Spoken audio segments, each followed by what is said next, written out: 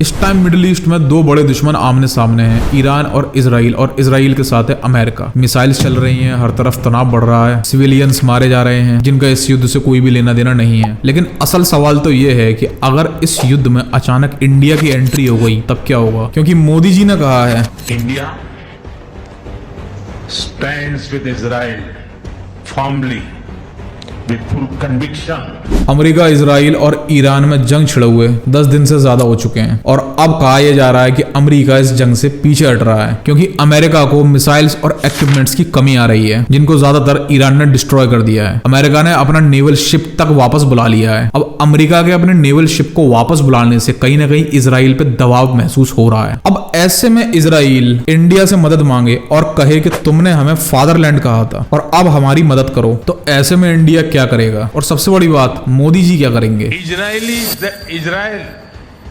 That fatherland. दोस्तों, Israel और Iran में तो पिछले कई दशकों से जंग चली रही है। साइबर अटैक्स, मिसाइल्स अटैक्स और प्रॉक्सी वॉर्स भी देखने को मिले हैं। लेकिन सवाल यह आता है कि इंडिया का इसमें क्या कनेक्शन है। दरअसल इंडिया के दोनों देशों के साथ ही अलग अलग रिलेशंस हैं। इंडिया और इसराइल के बीच डिफेंस कॉर्पोरेशन, मिलिट्री टेक्नोलॉजी और इंटेलिजेंस शेयरिंग काफी मजबूत है। लेकिन दूसरी तरफ इंडिया का ईरान से भी एक महत्वपूर्ण रिश्ता है, खासकर ऑयल ट्रेड और स्ट्रेटेजिक लोकेशन के कारण। इसलिए इंडिया आमतौर पर इस कॉन्फ्लिक्ट में एक न्यूट्रल डिप्लोमेसी रखने की कोशिश कर रहा है, क्योंकि इंडिया के एक मिडिल ईस्ट की किसी भी जंग में कूदे बिना ही इंडिया में महंगाई की हालत आप देख रहे हो। अब सोचो अगर इंडिया इस वॉर में एंट्री ले लेता है तब इंडिया में किस लेवल पर महंगाई हो जाएगी। इसलिए कहा जाता है वॉर इज हेल, क्योंकि इस जंग की मार इंडिया की आम जनता पे तो अभी से पड़ने लगी है। लेकिन अगर किसी बड़ी जियोपॉलिटिकल टेंशन की वजह से इंडिया खुलकर इसराइल के साथ खड़ा हो जाए और कॉन्फ्लिक्ट में शामिल हो जाए तो ये सिर्फ दो देशों का युद्ध नहीं रहेगा, फिर इसमें सीधा टकराव की स्थिति बन सकती है ईरान और उसके अलायंस के साथ, और मिडिल ईस्ट का पूरा रीजन तितर बितर हो जाएगा। यानी एक रीजनल कॉन्फ्लिक्ट बहुत तेजी से ग्लोबल क्राइसिस में बदल सकता है। और मिडिल ईस्ट दुनिया का सबसे बड़ा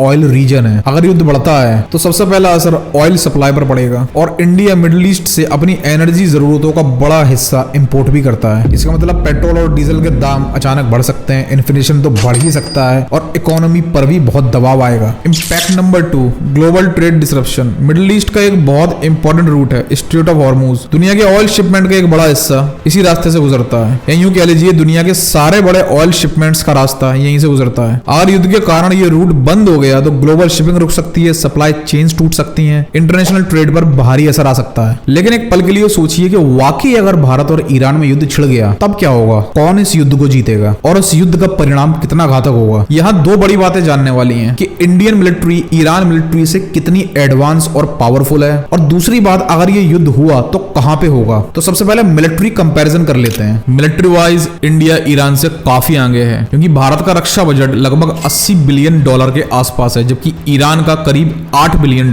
यानी भारत लगभग 10 गुना ज्यादा खर्च करता है अपनी सेना और इक्विपमेंट्स पर। भारत के पास अग्नि 5th इंटरकॉन्टिनेंटल मिसाइलें हैं, ब्रह्मोस सुपरसोनिक मिसाइल और एक न्यूक्लियर ट्राइड यानी जमीन, हवा और समंदर से परमाणु हमला करने की क्षमता रखता है भारत। इंडिया में बेहतर हथियार हैं, ज्यादा रिसर्च है, ज्यादा मॉडर्न टेक्नोलॉजी है, इसलिए ओवरऑल मिलिट्री पावर में इंडिया काफी आगे है। और दूसरी तरफ ईरान के पास हजारों बैलिस्टिक मिसाइल्स और ड्रोन्स हैं जो पूरे मिडिल ईस्ट पे हमला कर सकते हैं, बल्कि कर रहे हैं। और ईरान के ड्रोन्स और मिसाइल्स ने तो अमेरिका की नाक में दम भी करके रखा है। अब देखते हैं आर्मी कंपैरिजन कि किसके पास कितनी बड़ी सेना है। भारत के पास लगभग 1.4 से 1.5 मिलियन एक्टिव सैनिक हैं, यानी इंडिया के पास लगभग 14 से 15 लाख एक्टिव फौज है। वहीं ईरान के पास लगभग 6 लाख एक्टिव सैनिक हैं। अब बैटल टैंक्स पर नजर डालते हैं। इंडिया के पास लगभग 4,500 के आसपास बैटल टैंक्स हैं, जिसमें T-72, T-90S भीष्मा और अर्जुन बैटल टैंक है। और वहीं ईरान के बैटल टैंक्स को देखा जाए तो ईरान के पास 2600 के आसपास बैटल टैंक्स हैं, जिसमें से T-72 जो कि इंडिया पे भी है यही सेम ईरान पे है, T-54, 55 and 59 and Safir 74, T-62, Karrar, Zulfiqar 1, 2 and 3, Samsam and Mobarez और कुछ वेस्टर्न ओरिजिन टैंक्स जैसे M60 M60A1, Chieftain, M47 and M48 जैसी टैंक्स हैं। देखा जाए तो इंडिया के कंपैरिजन में ईरान के पास टैंक्स कम हैं, लेकिन ईरान के पास टैंक्स की वैरायटी ज्यादा है। और अगर एयरफोर्स वाइज कंपैरिजन करा जाए तो इंडिया के पास 1500 से 1700 के आसपास एयरक्राफ्ट हैं, जिसमें से 750 कॉम्बैट एयरक्राफ्ट बताए जाते हैं, जिसमें आते हैं स्पेशल हेलीकॉप्टर्स, ट्रांसपोर्ट प्लेन्स, कई UAVs। और इंडिया के सबसे मेन फाइटर जेट्स हैं रफेल,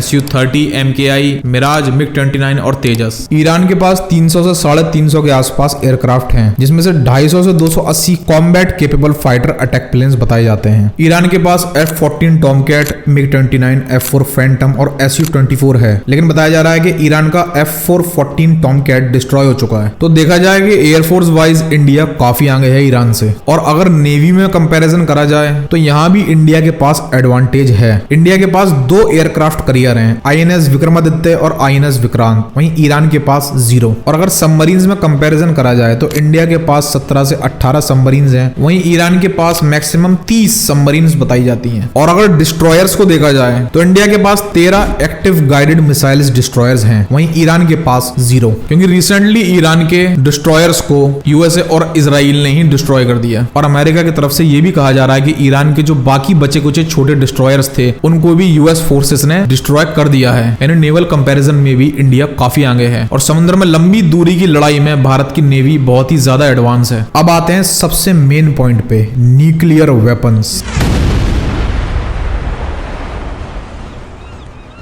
इंडिया एक न्यूक्लियर पावर कंट्री है और इंडिया पे लगभग 180 के आसपास न्यूक्लियर वॉरहेड्स हैं, लेकिन ईरान के बारे में ये कंफर्म नहीं है कि ईरान एक न्यूक्लियर पावर कंट्री है या नहीं है या बनने वाला है। वैसे ईरान के न्यूक्लियर प्रोग्राम के चक्कर में ही आज USA और इजराइल ईरान से जंग कर रहे हैं। सो इस बात के बहुत ज्यादा चांसेस हैं कि ईरान ने न्यूक्लियर वॉरहेड्स बना लिए हैं या बनाने के बहुत ज्यादा करीब है। तो ये तो रहा मिलिट्री कंपेरिजन इंडिया और ईरान के बीच में। और ग्लोबल मिलिट्री रैंकिंग में भी इंडिया ईरान से काफी ज्यादा आगे है। तो दोस्तों कमेंट करके बताइए कि अगर कभी इंडिया और इजराइल में जंग होती है तो ये जंग कहां पे होगी, आसमान में, पहाड़ों में या समुद्र में। और गाइज लाइक, शेयर और फॉलो जरूर कर दीजिएगा। ये मेरी पहली वीडियो है, आशा करता हूं आप सभी को मेरा काम पसंद आया होगा।